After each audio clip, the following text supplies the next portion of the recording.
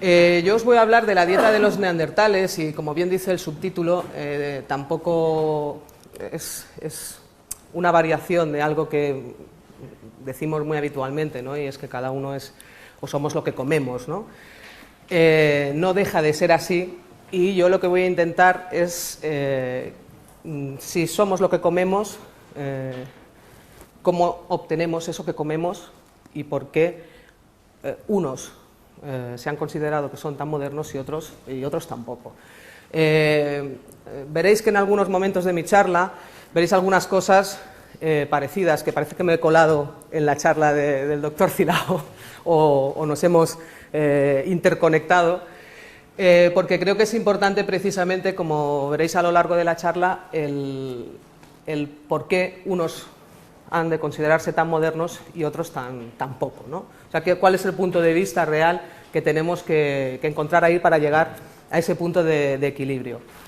Desde un punto de vista muy global, veréis, como ha dicho Ana Mateos en la presentación, yo me dedico a la zooarqueología, entonces de lo que os voy a hablar básicamente van a ser de huesos, ¿vale? En esa visión general de la dieta y la evolución humana, sabemos que es uno de esos factores que ha influido considerablemente. Como ejemplo, podemos decir que se sabe perfectamente que el aumento de carne en la dieta de los primeros primates dio lugar a una reducción del intestino y, por consiguiente o en consecuencia, un aumento de cerebro, ¿no? Tenemos una energía ahí que no sabíamos muy bien dónde situarla y la depositamos en ese aumento cerebral, en ese desarrollo cognitivo. Ya no solamente es importante lo que comemos, sino cómo lo obtenemos y cómo somos capaces de explotarlo, ¿no? Cómo somos capaces de extraer esos nutrientes, que es lo que en realidad nos va a decir cuál es esa complejidad cognitiva y lo que en realidad nos va a permitir decir cuál ha sido esa evolución humana que hemos tenido. En lo que respecta a los neandertales concretamente, y aquí es donde nos vamos a cruzar mínimamente un poquito, es la cantidad de mitos y leyendas que tenemos en torno a los neandertales. Uno de esos mitos es, lo primero que os digo aquí, es que la dieta de los neandertales era poco diversa y básicamente carnívora.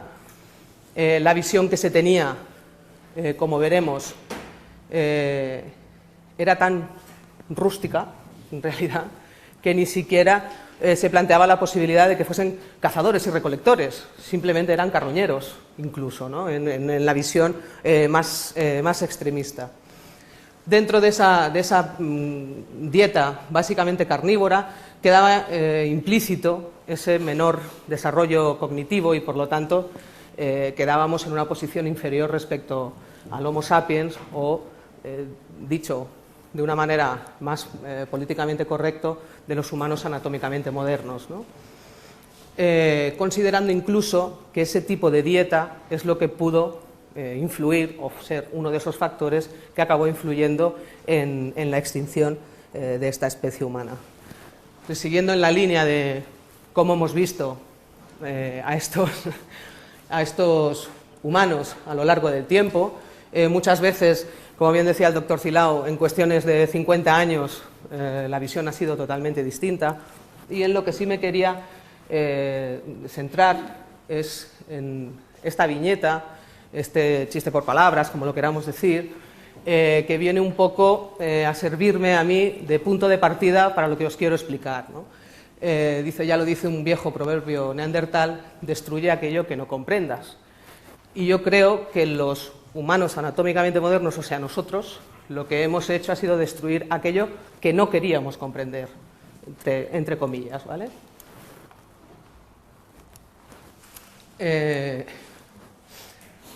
Siguiendo con ese comportamiento altamente moderno de los humanos, de los Homo sapiens, tendríamos una serie de rasgos que vienen desde el África, desde esos primeros humanos que están saliendo de África, que se están desarrollando allí, que nos estarían indicando ese comportamiento altamente moderno, ¿no? Entre los que destacaría, por supuesto, pues la evolución tecnológica, que no vamos a negar, por supuesto, la ampliación de esos escenarios, de los paisajes, la importancia que tiene la ecología, pues para la obtención de esos nutrientes, el tipo de organización social y económica que se supone tienen los Homo sapiens y, por supuesto, todo el comportamiento simbólico.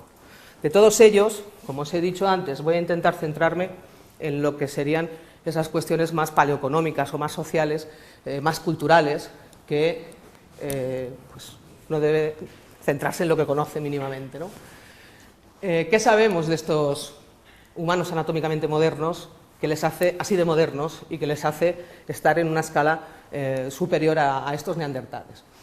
Sabemos, por ejemplo, que tienen unas estrategias de adquisición complejas, en las que existe la planificación, en las que son capaces de enfrentarse a animales muy peligrosos, en los que prácticamente la competencia con otros predadores ya no se plantea, no se plantea a nadie si en el magdaleniense eran carroñeros o cazadores, ¿no? Son cuestiones que ya no tienen ese interés.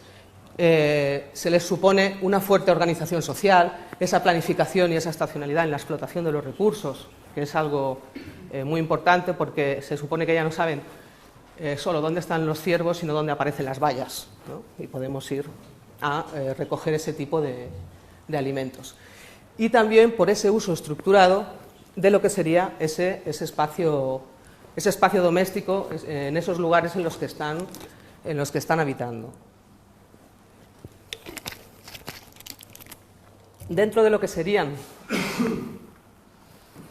las estrategias de adquisición de esos recursos, hay una serie de alimentos que también parecían extremadamente modernos en la dieta de los humanos, como serían los recursos acuáticos, los recursos marinos. Son alimentos ricos en omega 3, que implican ese aumento cerebral, esto que ahora le metemos a todos los alimentos que tomamos, ¿no? Ahora hay leche con omega 3, yogures con omega 3, ¿vale? Pues, no sé si es que estamos sufriendo una regresión y nos lo tienen que dar por todos lados, pero son esos alimentos, este tipo de nutrientes que podemos encontrar en este tipo de recursos.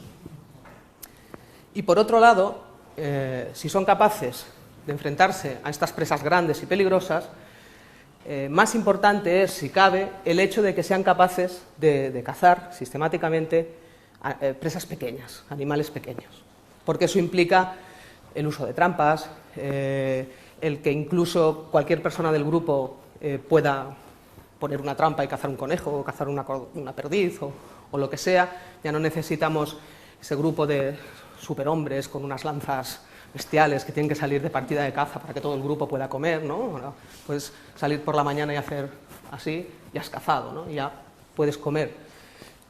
Todo ese tipo de cuestiones hace que sea o que impliquen menos riesgo a la hora de obtener esos alimentos, un mayor triunfo también.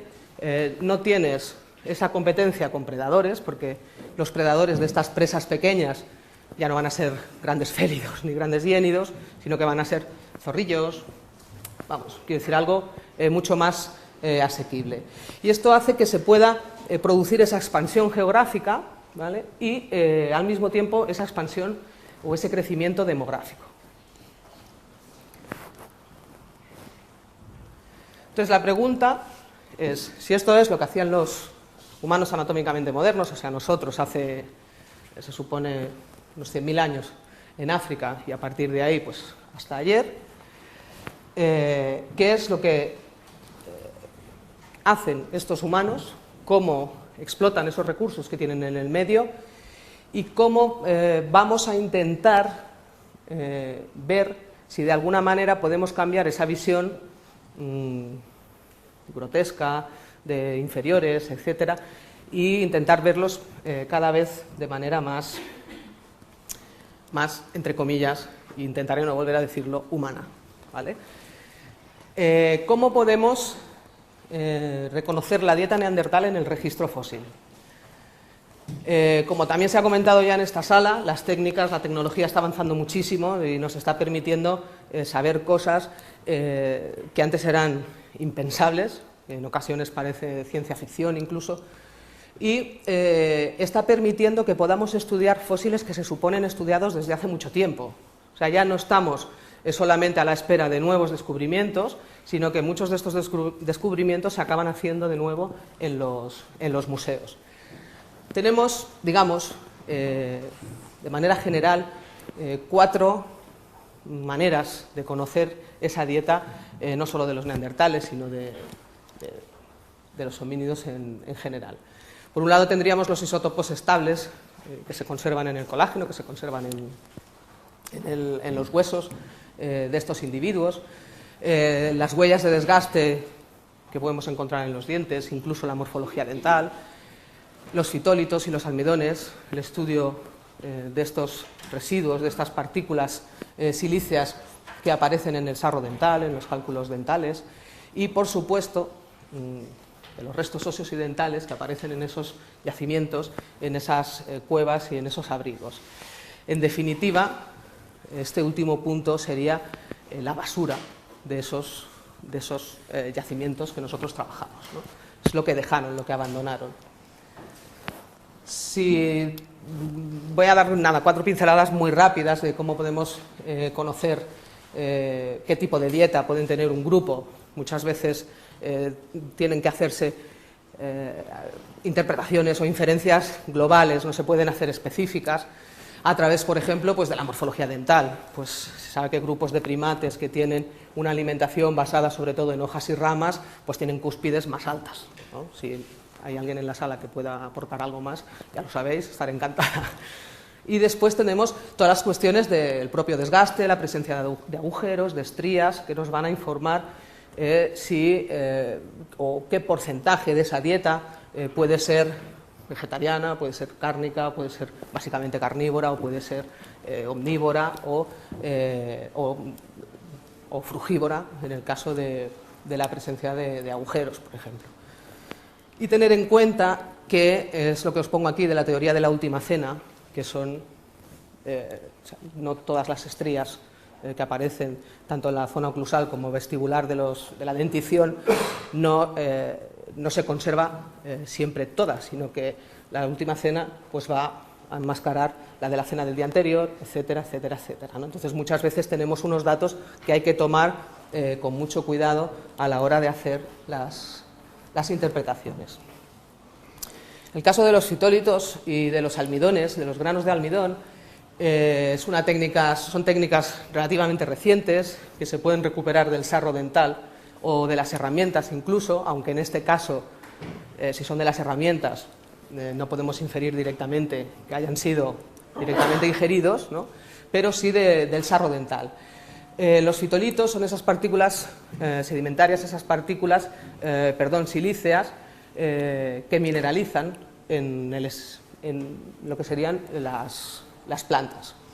Lo importante de estos fitolitos es que se pueden diferenciar perfectamente, pues como en el caso de los pólenes, pues, identificar las familias a las que pertenecen, las especies a las que pertenecen, y en el caso de los fitolitos se pueden diferenciar incluso si son fitolitos que proceden del tallo de una planta, de las ramas, del fruto, etcétera. Con lo cual, en caso de encontrar este tipo de residuos, este tipo de fósiles, podemos saber muy bien si lo que habían estado comiendo pues eran frutos o eran hojas o el tipo de alimento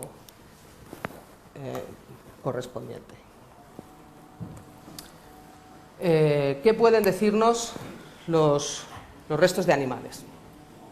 Lo que voy a intentar es, a partir de esta metodología de estudio, ir explicándoos qué comían estos neandertales y cómo lo comían, cómo lo explotaban, qué hacían con esos recursos. Lo primero que nos interesa es que la sola presencia de determinados animales en un conjunto ya nos va a aportar una información ecológica, ¿vale? Nos va a decir si son animales de alta montaña, si son animales de pradera, si son animales de bosque, etcétera. Nos va a permitir saber qué tipo de paisaje o de escenario podemos tener en las proximidades o en la lejanía de los yacimientos que estamos estudiando. Vamos a saber si, según las tácticas de obtención, si estos grupos eran generalistas, por ejemplo, es decir, comían pues, todos los animales que encontraban en su ecosistema, o si son grupos especializados, que también suele ocurrir. Hay algunos yacimientos, pues como en Hortus, por ejemplo, que son especialistas en cabras, o algún yacimiento en Polonia que son especialistas en caballos, etcétera. O sea, esto nos va a aportar una información comportamental a nivel de probablemente pueden ser ocupaciones estacionales o pueden ser simplemente grupos totalmente especializados en la obtención de este tipo de animales. Que en este caso, por ejemplo, si hablamos con algunos ejemplos de la península ibérica, pues toda la cornisa cantábrica, hay una serie de animales representados pues que no encontramos en el sur de la península, pero simplemente porque no están, no porque no se los comiesen, ¿vale? Sino que están obteniendo todos esos recursos que el medio les está ofreciendo, que es habitualmente la tónica general entre los grupos de neandertales. Una vez, ya no solamente por las especies que tenemos representadas, sino también por las partes esqueléticas que tenemos representadas, vamos a empezar a conocer cuáles son las estrategias de subsistencia, el tipo de transporte, si esos animales fueron cazados, si no fueron cazados, cuáles fueron esas tácticas. Tradicionalmente también se decía que los animales grandes se transportan despedazados, pues porque un rinoceronte es un animal muy grande, ¿no? Entonces lo despedazas, te llevas las patas y el resto del esqueleto lo abandonas, mientras que animales más pequeños o medianos, como ciervos, por ejemplo, cabras, etcétera, pues puedes transportarlos íntegramente. Entonces, claro, la cosa tampoco es tan sencilla, ¿no? Porque pues un rinoceronte es muy grande, las patas tienen mucha comida, pero lo que vas a abandonar allí también tiene muchos nutrientes, ¿no? Entonces, ¿qué es lo que ocurre muchas veces? Que ese transporte, que puede ser diferencial o puede ser íntegro, va a depender de muchos factores, ¿no? Pues va a depender del número de personas que conformen la partida de caza. Pues no es lo mismo que salgan 2 señores a cazar que salgan un grupo de 6. Va a depender del número de presas que se hayan abatido, va a depender de la distancia del lugar de obtención al abrigo o a la cueva, va a depender de la estación del año, va a depender de la hora del día, va a depender de muchas cuestiones, ¿no? Entonces no es algo tan sencillo de porque tengo solo determinadas partes esqueléticas, sino de muchas otras cuestiones que ya estarían entrando en el terreno de lo comportamental, ¿no? Pues, incluso yacimientos en los que hay animales muy grandes están transportados íntegramente, te está indicando que estos neandertales cooperaban, había cierta colaboración del grupo para poder transportar todos estos alimentos, ¿no? Por otro lado, si transportas alimentos hacia un lugar es porque probablemente alguien te esté esperando en el otro lugar a que tú llegues con esos alimentos, ¿no? No solamente los transportas para comértelos más tranquilo, que podría ser, pero muchas veces porque existe esa organización social y esa cohesión. Si ya hemos pasado de tener un ciervo o un caballo a tener un húmero o un fémur, vamos a intentar ver qué es lo que ocurre cuando ya entramos en lo que sería la superficie de esos restos, ¿no? ¿Cómo encontramos esos huesos? Si esos huesos están enteros, si no están enteros. Vamos a poder reconstruir los procesos de carnicería. Ese proceso de carnicería va a implicar desde la obtención del animal hasta el transporte al yacimiento, hasta la descarnación, el descuartizamiento, la desarticulación, evisceración, etc. Dependiendo de dónde estén las marcas de corte, creo que no es necesario que os explique qué es una marca de corte. Si pensáis que sí, yo os lo explico ahora mismo. O sea, si hay alguien que no lo sabe, yo saco ahora otro PowerPoint y os lo cuento. Dependiendo de dónde estén esas marcas de corte, vamos a saber si corresponden a una actividad o a otra. Pero también vamos a poder saber, dependiendo cómo son esas marcas de corte, si se han producido con materias primas muy diversas o con un único tipo de materias primas. También sabremos si son diestros o zurdos estos neandertales, y el porcentaje suele ser habitualmente más elevado de diestros, ¿no? Vamos a saber si realizaban todo el transporte, si realizaban todo el proceso de carnicería en el lugar referencial, en ese campamento, o si por el contrario desarrollaban técnicas para conservar o para almacenar, etc. Tan importante es la manera de sacar los nutrientes externos, la carne, como la médula, la grasa, la sangre, ¿vale? Entonces, las técnicas de fracturación también son interesantes conocerlas, reconstruir los patrones, saber cuáles son las tácticas o las técnicas de fracturación. No es lo mismo romper por percusión directa, por percusión indirecta. Esto, los que trabajáis la industria lo tenéis muy clarito. Y lo que sí sabemos es que los neandertales aprovechaban absolutamente todo y que tenían técnicas avanzadas también para obtener estos nutrientes. Y una de esas técnicas, por ejemplo, para la fracturación es el calentamiento de huesos. Si nosotros calentamos mínimamente un hueso, conseguimos que por la parte externa se seque, ¿no? Ya no tiene las características de un hueso fresco. Entonces ya no tiene las mismas características de dureza ni de resistencia ante el golpe que nosotros vamos a dirigirle, ¿no? Y eso hace que se rompan con muchísima más facilidad y que incluso aproveches la médula prácticamente mejor. Porque si miramos, no sé si se va a ver, en la fotografía anterior, la médula muchas veces queda enganchada, queda pegada a lo que sería la trabécula, mientras que si conseguimos calentar y separar, se despega totalmente, es como si sacases un canelón, ¿vale? Y te lo puedes comer.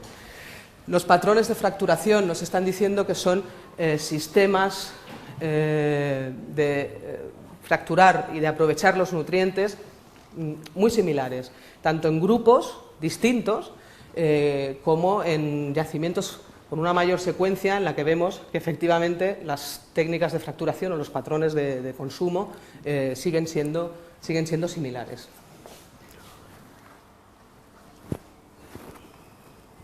No solamente nos interesa el proceso de carnicería, sino, como comentábamos antes, pues la posibilidad de saber cómo tratan esos nutrientes, ¿no? Tenemos yacimientos en los que sabemos que los neandertales eran capaces de ahumar la carne, ¿no? Para ahumar la carne ya la tienes que extraer de esos animales de una manera concreta, o si quieres secar la carne, pues sabemos que hay que hacer tiras de carne. Las marcas de cortes van a estar situadas de una forma muy concreta en esa superficie de los huesos. Y sabemos que los neandertales tienen un gran conocimiento del fuego y de las posibilidades que ese fuego, que esos hogares nos están ofreciendo. Y no solamente para cocinar, sino también como un elemento acondicionador del espacio, jerarquizador, y como un elemento de limpieza, como un elemento que decimos muchas veces profiláctico, ¿no? Es una manera de eliminar los residuos, ¿no? Pues tampoco eran tan brutos como para estar viviendo en medio de la basura que generan, ¿no? Sino que son capaces de eliminar y de acondicionar ese espacio en el que están viviendo. De estos datos comportamentales os los puedo explicar gracias a algunos yacimientos. Voy a hablaros de algunos más concretos, aunque hay cosas que, por supuesto, pueden generalizarse a todo el grupo, a toda la población neandertal. Y os voy a hablar de los yacimientos en los que yo he trabajado más directamente y de los que he podido tener acceso a los materiales y a los estudios. Uno de estos yacimientos es el Abric Romaní, que está situado en Capellades, en Barcelona, que pienso que es un yacimiento que más o menos debería conocer todo el mundo. Es un yacimiento que tiene una estratigrafía de unos 18 metros de potencia, es un abrigo travertínico, con una cronología entre los 40 y los 70.000 años, aunque en los últimos trabajos se han hecho sondeos y parece que la secuencia continúa todavía algunos metros más. Los niveles arqueológicos son relativamente finos y están muy bien diferenciados, muy bien separados por plataformas travertínicas que se han formado por la propia génesis y por el propio funcionamiento del karst travertínico. Lo que tenemos es una conservación excepcional de los materiales, y digo de los materiales porque no solamente es de los huesos y de los dientes, sino que es un yacimiento en el que se conservan, afortunadamente, registros que no suelen ser habituales en otros conjuntos. Y además con la suerte de que prácticamente no hay modificaciones postdeposicionales o fosildiagenéticas. Los materiales, las ocupaciones se han enterrado y prácticamente tenemos instantáneas de cómo fueron esas ocupaciones de neandertales. En cuanto a la fauna que encontramos en este yacimiento, pues no es que tengamos una variedad específica amplia, pero sí tenemos unas especies que nos permiten conocer muy bien cómo funcionan estos neandertales, ¿no? Están aprovechando los recursos que tienen a su alcance y a lo largo de toda la secuencia tenemos un predominio de ciervos y de caballos que se combinan con otros animales más grandes, pues como pueden ser grandes bóvidos o rinocerontes. En todos los niveles tenemos todo el proceso de carnicería bien documentado, que culmina, como veis en la diapositiva, no solamente con la obtención de los nutrientes externos e internos, sino que encima eran ya capaces de reciclar estos huesos de los animales de mayor tamaño para elaborar herramientas en hueso. Por otro lado, algo muy moderno también. La industria lítica, simplemente os voy a dar 4 pinceladas porque tampoco no quiero entretenerme en eso. Es una industria fusteriense típica de denticulados, en los que predomina el sílex, toda la cadena operativa está presente, hay sílex de muy diversos lugares, que nos estaría indicando también esa movilidad de los grupos, y sobre todo hay una abundancia muy significativa de remontajes, ¿no? Tenemos todas esas secuencias, sabemos dónde han tallado, dónde han utilizado esas herramientas y para qué las han utilizado. O sea, tenemos una información de primera mano que es muy importante. Los hogares en este yacimiento se conservan muy bien. Hay niveles arqueológicos en los que hemos documentado hasta 50 hogares que han servido o han tenido funcionalidades distintas, ¿no? Sabemos que tenemos hogares como quizás estos hogares centrales que veis aquí, por ejemplo, en esta imagen, ¿vale? Que son los que se utilizan para cocinar o para comer, incluso para limpiar después las basuras, los restos de esa comida y eliminarlos en esos hogares.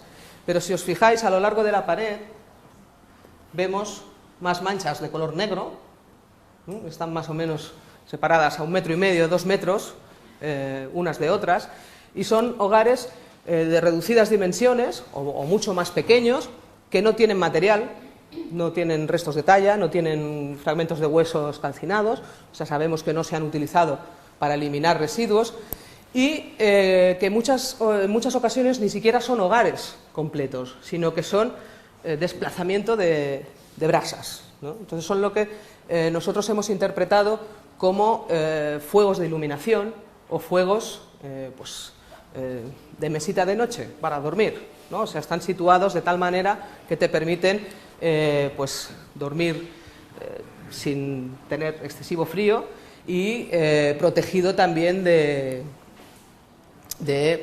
cualquier susto nocturno que puedas tener.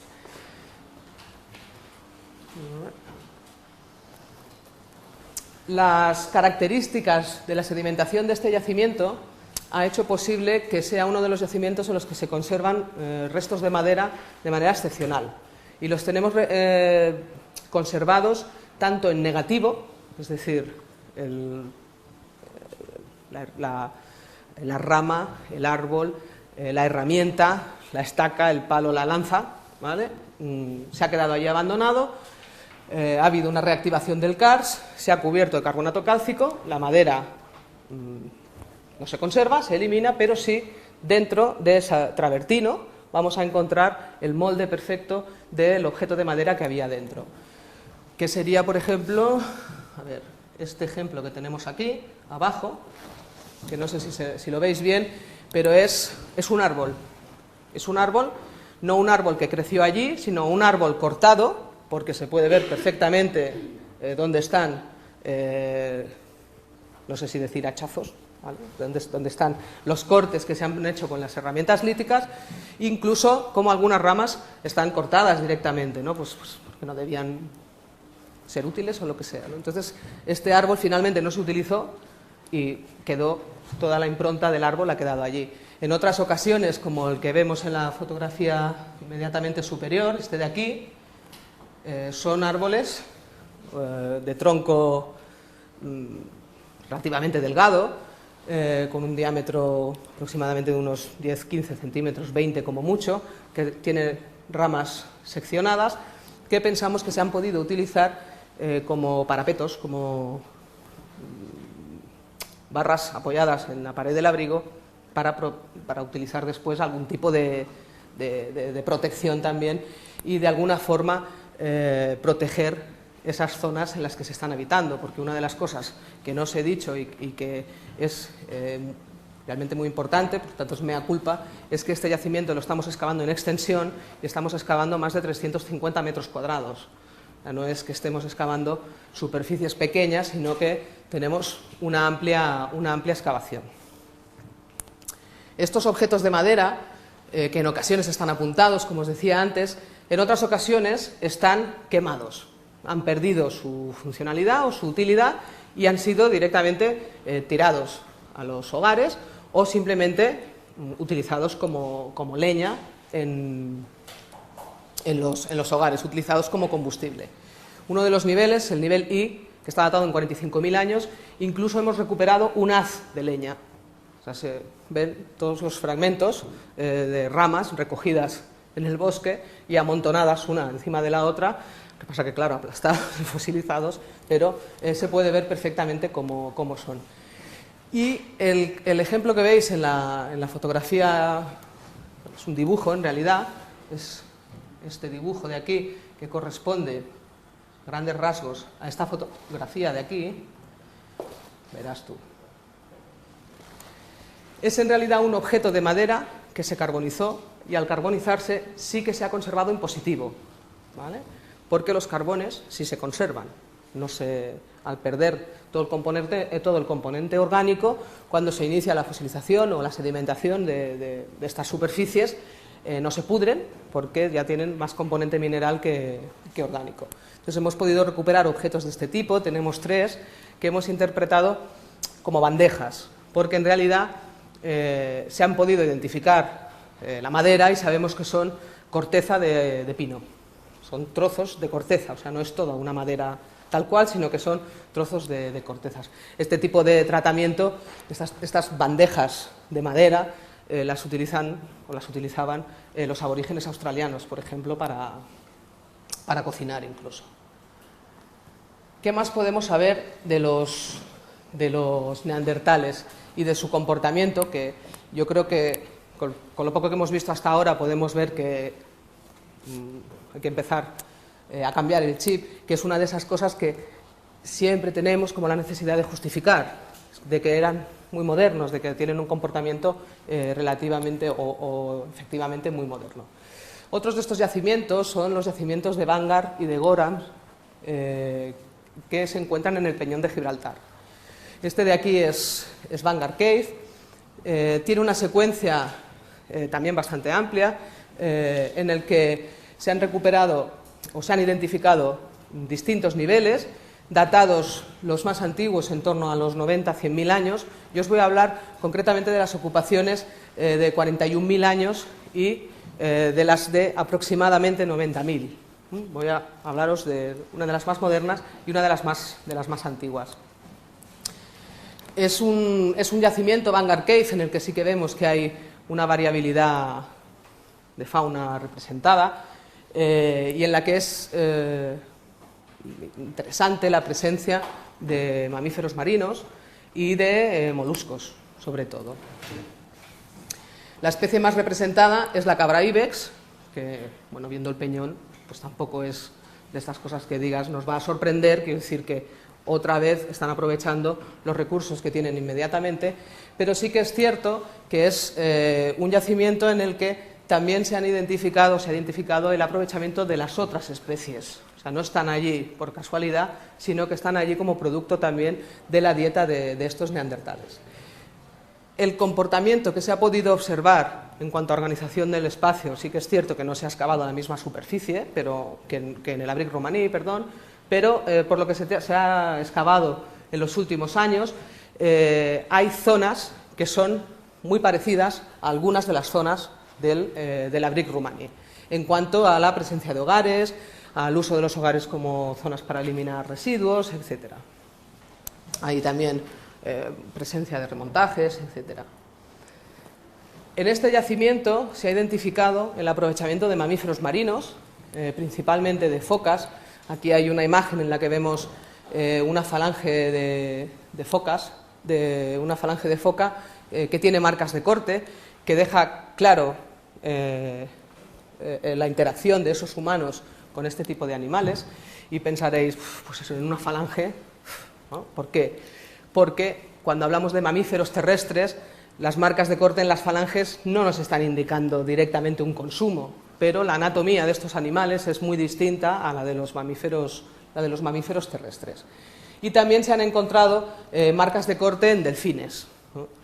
En ningún momento se está planteando la posibilidad de que estos neandertales tuviesen las capacidades cognitivas para montarse en un barco o hacer una balsa y adentrarse al mar, pero sí sabemos que tenían un perfecto conocimiento del medio, que sabían perfectamente cuándo eran los ciclos reproductivos de estos mamíferos y de cuáles podían ser probablemente los resultados de determinados fenómenos climáticos o marinos, en el que en muchas ocasiones animales como los delfines podían quedar varados.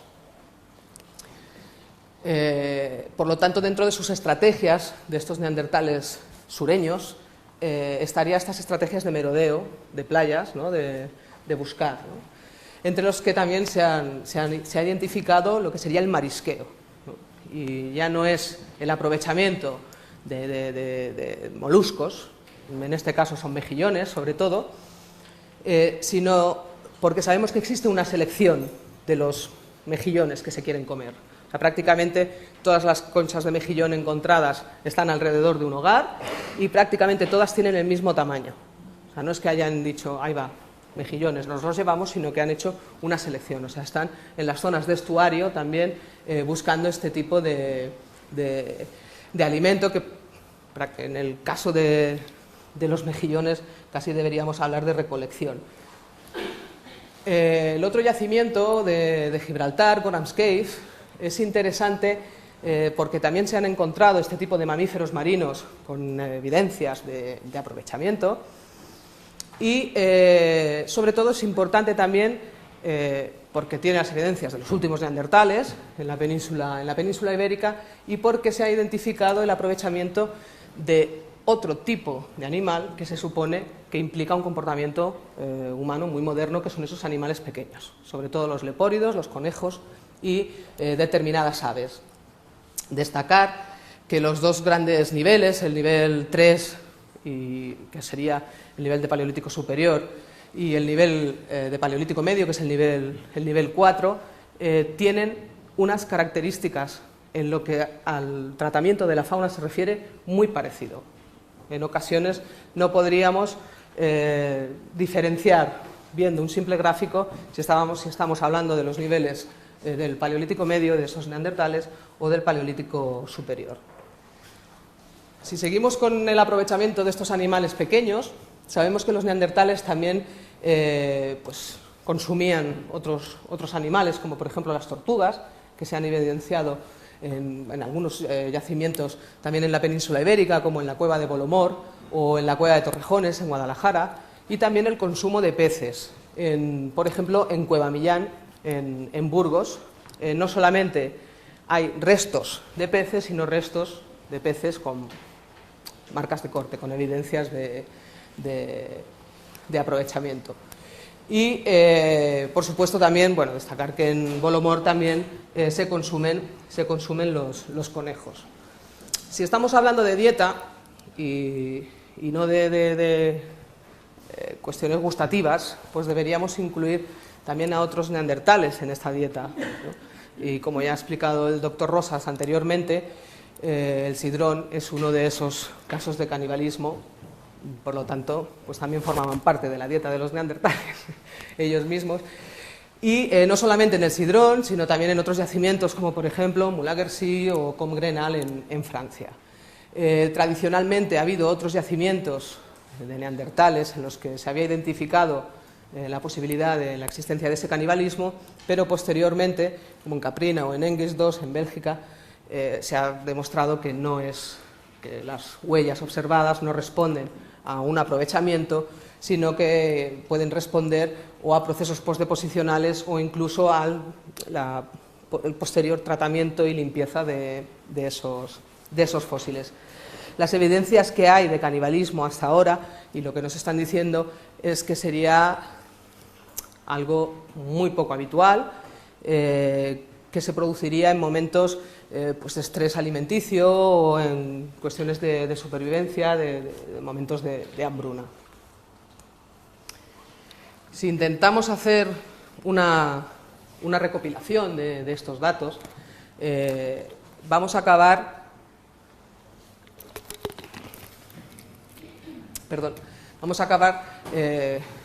con esta frase final de este comportamiento moderno de estos neandertales, en el que vamos a poder decir que tienen una dieta de origen animal muy bien establecida. Claro que las posibilidades de que se conserven los vestigios animales es muchísimo más alta de que se conserven los vestigios vegetales. Sí que es cierto que las proteínas animales, el consumo de carne estaba bien integrado en la alimentación, que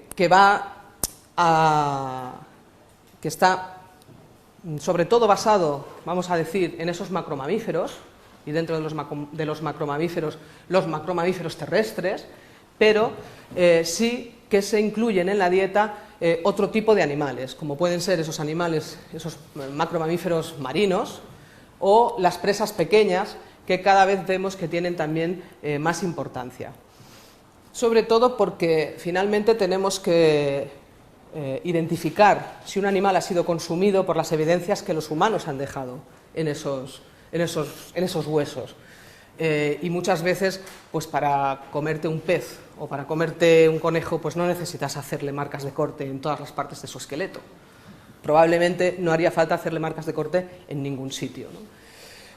Sí que es cierto que en los últimos años, pues cada vez sabemos más, cada vez aprendemos más, encontramos nuevas técnicas para analizar los restos y ahora sabemos, por ejemplo, identificar mordeduras humanas y diferenciarlas de las mordeduras que producen otros carnívoros, porque este tipo de presas pequeñas probablemente eran más fácil de consumirlas pues, utilizando las manos y los dientes, no necesitas una percusión directa para romper un hueso de conejo, ¿no?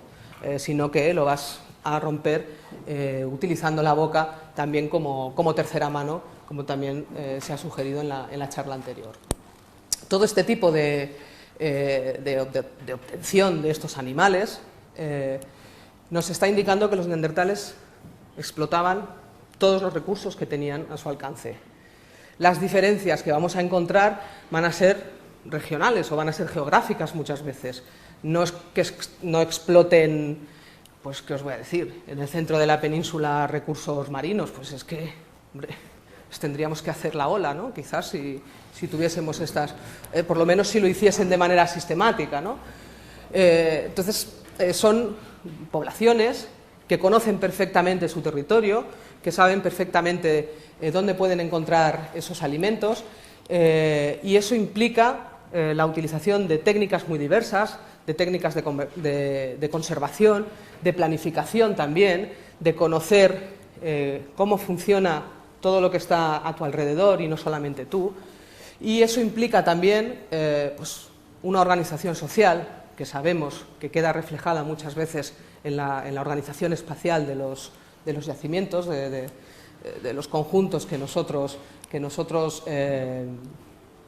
trabajamos, y que en definitiva nos están diciendo que estos humanos pues tenían un comportamiento realmente moderno. Los últimos estudios que se han realizado, sí que es cierto que ya no está de moda pues saber qué animales se estaban comiendo las poblaciones, sino que cada vez intentamos ir un poquito más allá, ¿no? Las técnicas nos están permitiendo saber mucho más, no solamente de lo que comían, sino, como hemos visto antes, de muchos otros aspectos referentes al estudio de la evolución humana. En el caso de los fitolitos y de los almidones, nos están permitiendo darle el valor real que debieron tener los vegetales en la dieta de estas poblaciones. No parece lógico o no parece realista pensar que hay poblaciones que se sustentan siempre exclusivamente solamente de carne, de recursos cárnicos. Sí que es cierto que tenemos a los esquimales, ¿no? Que pues, no tienes muchos otros recursos, ¿no?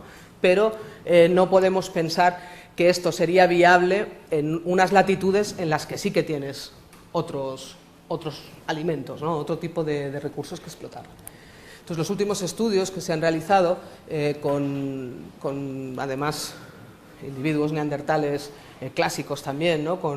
No con cualquier resto nuevo, sino con restos de Sanidar, por ejemplo, en Irak o en Bélgica, es que se han podido recuperar esos granos de almidón y esos fitolitos en el sarro dental que nos están diciendo no solo que se estaban consumiendo vegetales, había también una alimentación vegetal, sino que además esos vegetales habían sido transformados.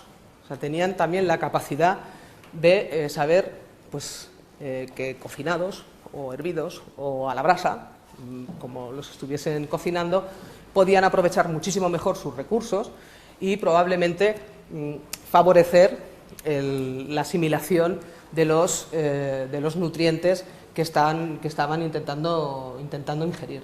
Entonces, por ejemplo, se sabe, que os he puesto algunos ejemplos desde el ordeum, la cebada salvaje, a fabáceas, incluso a dátiles de palmeras. O sea, no es... Quiero decir que están aprovechando, y por supuesto los dátiles son de Sanidar, no son de Spy, ¿no? Pues también... Y después toda la información que podemos extraer de los isótopos y del microdesgaste dental, lo que nos están diciendo es que muchas veces la dieta hipercárnica de los neandertales pues quizás no lo era tanto, sino que los vegetales tenían un peso específico muy importante y que además depende mucho de las latitudes en las que estemos, de la situación geográfica. En latitudes frías va a ser más habitual consumir carne, ¿no? Y en latitudes más meridionales, en los que la diversidad de alimentos es muchísimo más amplia, pues la ingesta de otro tipo de recursos pues es más habitual. Que de alguna manera podríamos decir que tendríamos ya, pues en nuestro caso, el inicio de la dieta mediterránea, ¿no? Ya para acabar, simplemente decir que sabiendo lo que comemos, ¿no? Intentando ver qué es lo que comían estas poblaciones, cómo se lo comían o cómo explotaban esos alimentos, cómo los obtenían, podemos llegar a saber muchas cosas de ellos, no solamente de su anatomía o de su fisiología, de su cultura material, que veremos después también, ¿no? O del simbolismo, en el que tampoco he querido entrar, pero sí que esta humanización que estamos forzándonos a hacer, porque de alguna manera nos sentimos como que les debemos algo, ¿no? Y yo creo que muchas veces lo que simplemente tenemos que hacer es seguir escuchándoles, ¿no? Simplemente daros las gracias y espero que no os hayáis aburrido demasiado.